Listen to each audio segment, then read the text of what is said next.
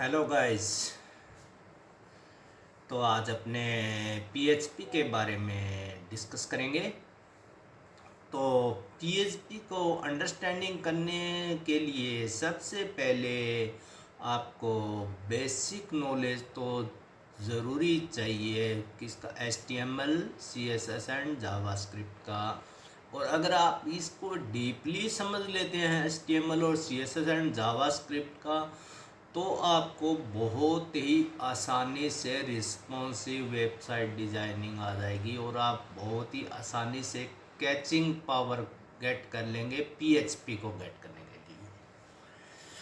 PHP एक server side programming language है जिसका प्रोग्राम जो लिखा जाता है या जो फाइल होती है पीएचपी की, वो सर्वर के ऊपर एग्जीक्यूट होती है, वो ब्राउज़र के अंदर एग्जीक्यूट नहीं होती। वो सर्वर के एग्जीक्यूट होकर अपने को HTML फॉर्मेट में रिस्पॉन्स देती है जो कि अपने के ब्राउज़र के अंदर का दिखाई देता है। यानी कि ब्राउज़र में सिर्फ अपने को HTML कोड ही दिखाई देता है, या फिर जावास्क्रिप्ट का कोड, या फिर CSS का कोड। तो PHP का कोड कभी भी ब्राउज़र के अंदर दिखाई नहीं देता। एक अलग बात है जो कमेंट किया हुआ वो कोड आ जाए, वो एक अलग बात है, लेकिन वो एग्जीक्यूट नहीं होता। एग्जीक्यूट कोड होता है जो वो सर्वर के ऊपर ही होता है, एग्जीक्यूट होता है। PHP is a acronym for PHP Hyper Preprocessor Language. PHP widely used open source है ये, यानी कि इसी कोई भी यूज़ कर सकता है इसके प्रोग्रामिंग को। इसके प्रोग्रामिंग के कोई भी अपने साइट बना सकता है। ये ओपन सोर्स है, यानी कि कोई पेड नहीं है। ये फ्री ऑफ कॉस्ट है। PHP scripts are executed on the server. PHP is free of download. PHP को आप अगर अपने कंप्यूटर पे रन करना चाहते हैं तो इसके लिए अलग से सर्वर्स आते हैं जो कि आप अपने कंप्यूटर में सेटअप कर सकते हैं, जैसे कि फॉर एग्जांपल वैम्प, जैम्प और अपाचे। तो बहुत सारे हैं जो कि PHP को रन करने के लिए काफ़ी हैं और उनको आप अपने कंप्यूटर पे स्टोर कर सकते हैं और प्रोग्रामिंग शुरू कर सकते हैं। अगर आपने लाइव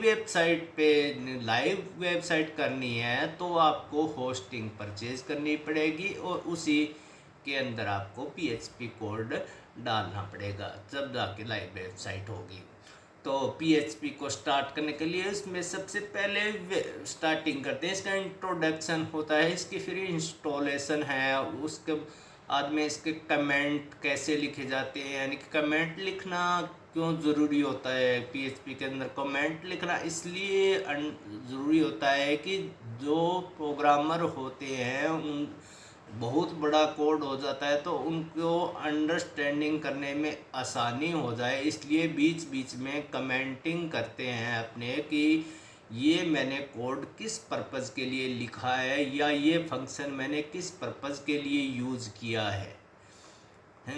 तो इसमें वेरिएबल होते हैं, स्टेटमेंट्स होते हैं, जैसे कि if else statement, if statement, if else ladder statement, if with in if statement, looping होती है इसके अंदर, while loop, do while loop, for loop, और इसके अंदर स्ट्रिंग्स के मेथड होते हैं, नंबर्स के मेथड होते हैं, कांस्टेंट वेरिएबल हो गए, ऑपरेटर हो गए, ऑपरेटर यानी कि अर्थमेटिक ऑपरेटर, असाइनमेंट ऑपरेटर, इस तरह के ऑपरेटर्स होते हैं। एक PHP object oriented programming language है। ऑब्जेक्ट से आप क्या समझते हैं, जैसे फॉर एग्जांपल अपने सिंपल सा एक एग्जांपल लेते हैं, एक शॉपकीपर है, उसके पास बहुत सारी वैरायटी है और वो अकेला है शॉपकीपर।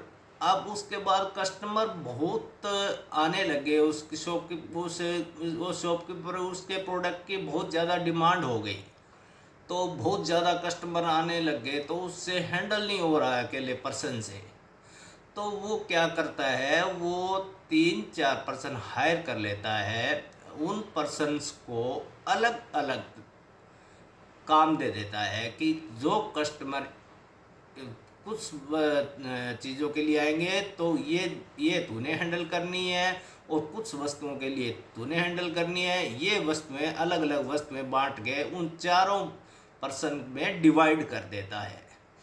अब जैसे ही कस्टमर आता है, जिसकी जो डिमांड होती है वो उसके पास ही जाता है, यानी कि वो एक तरह से उसने ऑब्जेक्ट क्रिएट कर दिए उस शॉप के, यानी कि अब उसका बर्डन जो है खुद का वो कम हो गया, और उसने ऑब्जेक्ट डिवाइड कर लिए।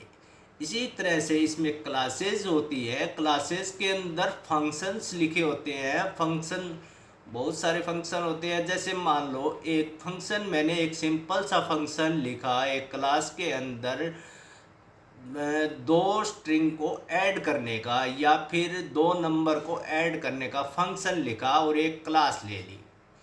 अब मैं उस क्लास का ऑब्जेक्ट बना के कि किसी भी नंबर को उसमें ऑब्जेक्ट के साथ पास करके मैं उस नंबर को ऐड का रिजल्ट निकाल लूँगा, यानी कि उसमें वेरिएबल दूंगा। मैं वेरिएबल में कोई भी वैल्यू डाल के उसका मैं रिजल्ट ले लूँगा, उस क्लास का ऑब्जेक्ट का यूज़ करके उस मेथड को कॉल करूँगा।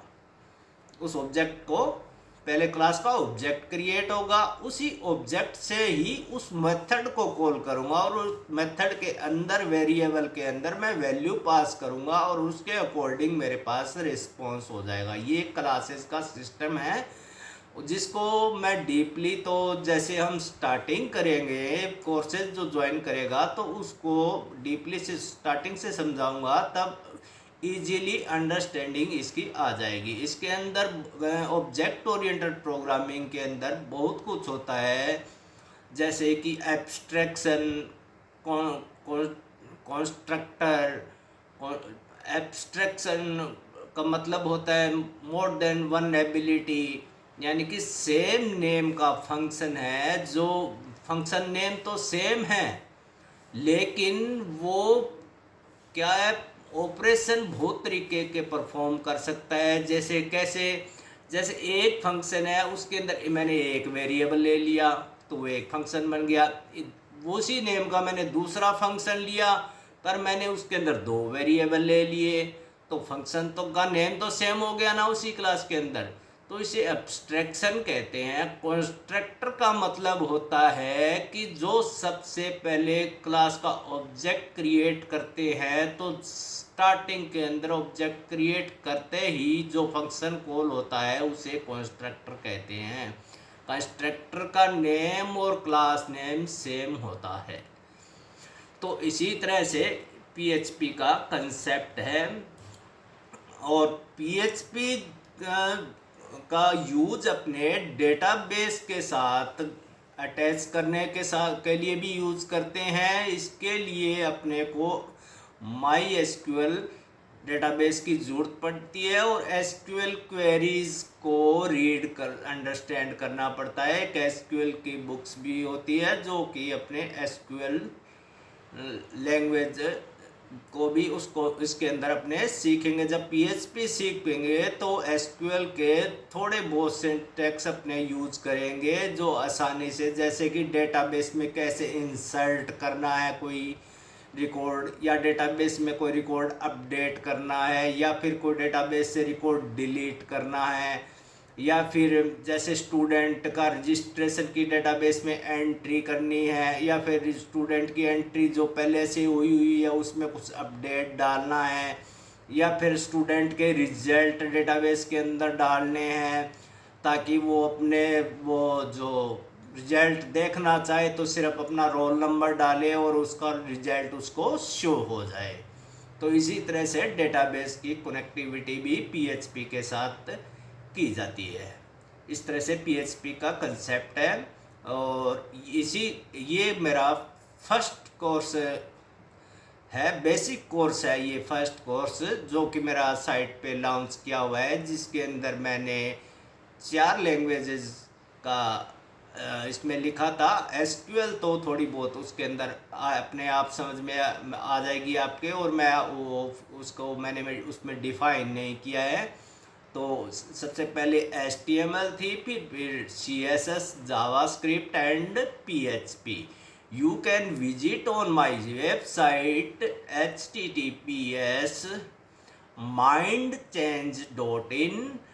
There you can purchase the courses, and if you have belong to poor family, then you can contact with me directly through contact forum. Then I will reduce your cost. If you have a belong to poor families, then no worry about the cost. But if you are interested with the web designing, then definitely you can contact with me. Thanks everyone. Have a nice day.